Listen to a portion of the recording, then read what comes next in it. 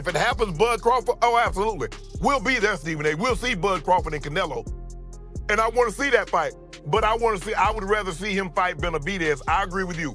Landing punches, like just the whole stat. Crawford is leading. And so I do think that it's a tough fight, but I will lean more towards Crawford simply of his, skill set. Power ain't gonna be able to sustain throughout the fight. Watch. Shannon Sharpe didn't hold back as he warned Canelo Alvarez about the dangers of facing Terence Crawford. Speaking live on air, Sharpe reminded viewers that although Crawford usually fights at 147 pounds, he has consistently sparred with bigger men and handled them impressively. He stressed that Crawford moving up in weight makes him even more dangerous, and his message to Canelo was clear. Underestimate Crawford, and you could be making a serious mistake. Great fighters, they're not going to give me my due because I'm going to have 3 or 4 losses. And that's what's happening. Guys won't fight anybody that the fans want to see, or a fighter that's deserving. You're absolutely right. David Benavidez deserved the fight Canelo, but Canelo doesn't want to fight him because he knows there's a greater chance of him losing versus Benavidez versus Bigger Charlo. And so that's what, now, am I gonna go see if it happens, Bud Crawford? Oh, absolutely. We'll be there, Stephen A. We'll see Bud Crawford and Canelo. And I want to see that fight. But I would rather see him fight Benavidez. I agree with you. Daniel Jacobs carefully broke down the technical sides of both fighters before giving his take. He acknowledged Canelo's power and experience, but emphasized that Terence Crawford brings a complete skill set into the ring that makes him unpredictable and dangerous. Jacobs highlighted Crawford's adaptability, noting his ability to switch styles mid-fight, confuse opponents, and neutralize their strengths. Combined with his sharp reflexes and high ring IQ, this makes Crawford a serious threat. While Canelo has proven his toughness against punchers like Gennady Golovkin, Jacobs stressed that Crawford's speed, precision, and intelligence present a completely different challenge. For these reasons, Jacobs gave the edge to Crawford, believing his versatility could be the deciding factor. For instance, when he fought the guy that he lost to just recently. Bivol, yeah. Shout out to Bivol. He wasn't really able to find that niche there, but in spurts, you can see him adapting, right? And so the biggest difference between Bivol and Crawford is the size difference in the power. Even though Bivol was an ultimate boxer, he still was able to keep him off him with the sheer power and strength. But with Crawford, I think that it'll be challenging for Canelo to get around the skill set, but it wouldn't be challenging for him to be able to endure the pain.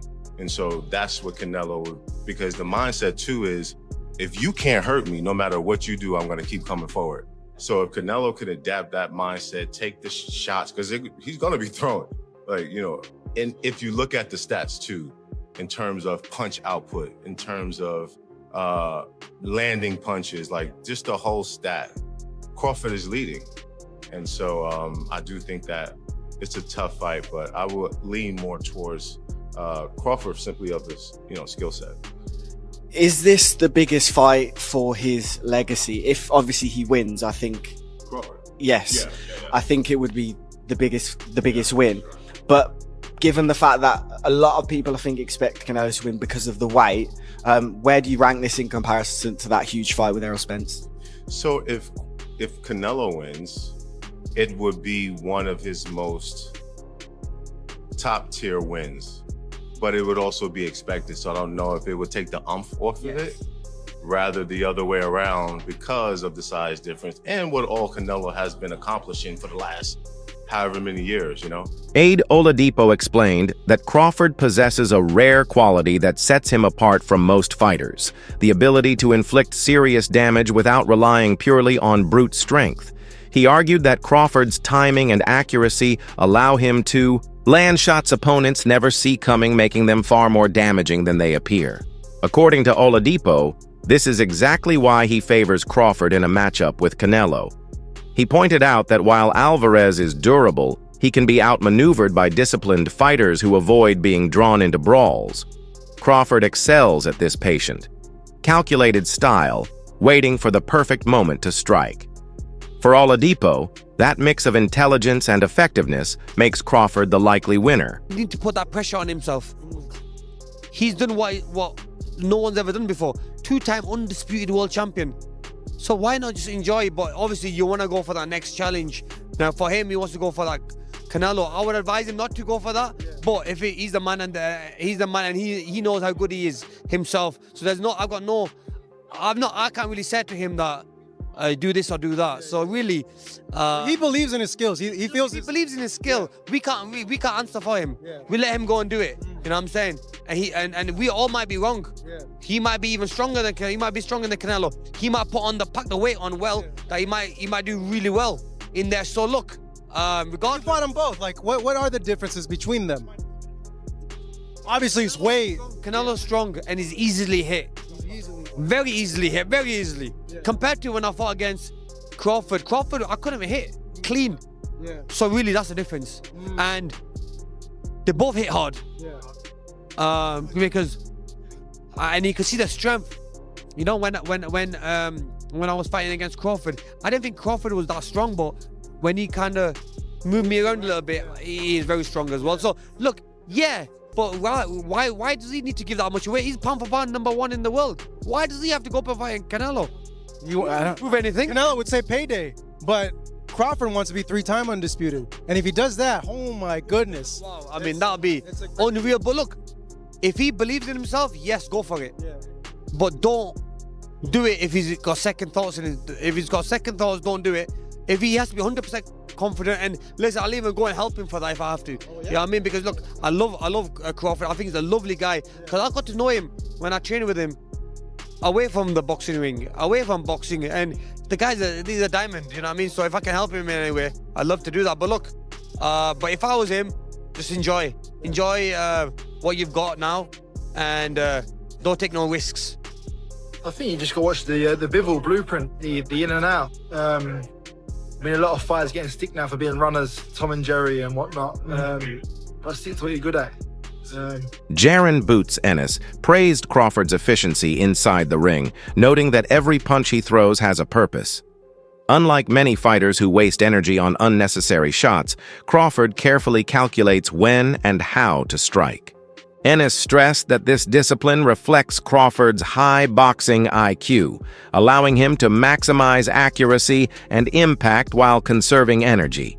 This approach not only keeps opponents from finding counters, but also ensures Crawford stays fresh, deep into fights. According to Ennis, this level of control will be crucial against Canelo, where every small advantage could make the difference against such a seasoned opponent. Terence, people don't understand. He can box and he's smart. Yes. He don't waste no punches, man. They won't waste that. And he really smart, man, when it comes to that boxing game. But it was me and I'm training him. Yeah. I would have him frustrating Canelo. What I would do with him, I would hit him with some good shots, combination shots, because Canelo got to be set to throw punches. That's right. That's right. You know what I mean? If Crawford boxing move, he don't like nobody to boxing move, and that's what I think Crawford is going to do. Diego Pacheco offered a balanced perspective, acknowledging both fighters' potential paths to victory. He argued that Crawford, with his sharp technique and defensive awareness, is more likely to win on points over 12 rounds rather than stopping a durable fighter like Canelo. On the other hand, he highlighted Canelo's devastating body punches, which give him a legitimate chance of scoring a knockout if he lands clean. Pacheco explained that the fight will ultimately come down to styles, Crawford's mastery of distance and combinations against Canelo's power and pressure. The key, he believes, is which fighter can successfully dictate the pace. What are your thoughts on that Canelo versus Crawford fight? How do you see that fight going, and what's your prediction? That's a very, very good fight. Two great fighters. I grew up admiring them my whole life, so I'm excited for that fight. I think Crawford is a hell of a fighter. If it goes the distance, he might be able to get that decision win. But I think if there's a knockout, then it might be Canelo who's getting the knockout win. But I'm ready to watch the fight. I'm going to be a big fan that night, and just be rooting for both guys. They're both great fighters. Ade Oladipo also reflected on Canelo's career trajectory. noting that while the Mexican star is still elite, he is no longer the unstoppable force he once was. He recalled the 2018 rematch with Golovkin as the peak version of Canelo, when his skill, power, and confidence seemed unmatched. Since then, Oladipo argued, Alvarez's performances, though still impressive, have shown signs of decline. He suggested that Canelo sparring with young, hungry fighters like Jaron Boots, Ennis, may be an attempt to regain sharpness that has naturally faded over time. This raises the question of whether Canelo's current form is enough to handle Crawford, who is competing at the absolute height of his powers. But he fought a very, very good Canelo. I don't think that Crawford is fighting the best Canelo anymore. Again, the Canelo I'm talking about, I mean, second Golovkin fight, I thought he was fucking incredible. That was, when was that? Geez, that feels like a long, long time ago. Second Golovkin fight was 2018. So I'm saying peak Canelo, although still very, very good people, peak Canelo for me was 6 years ago. It's a long time, or 5.5 years, that's a long time. In fact, exactly 15th of September, so it'll be to the day 5 years.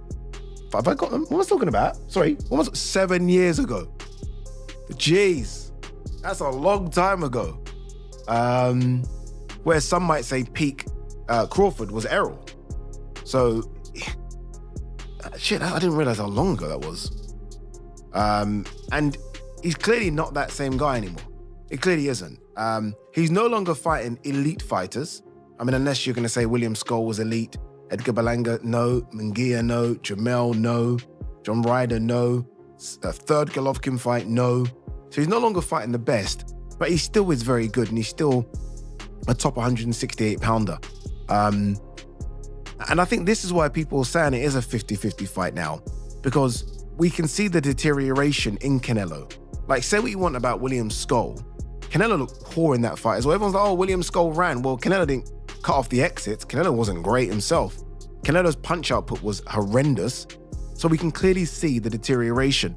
That said, he is the naturally bigger guy. I just mentioned the fact that Crawford's put on size, but the naturally bigger guy in this weight class is Canelo. That has to count for something.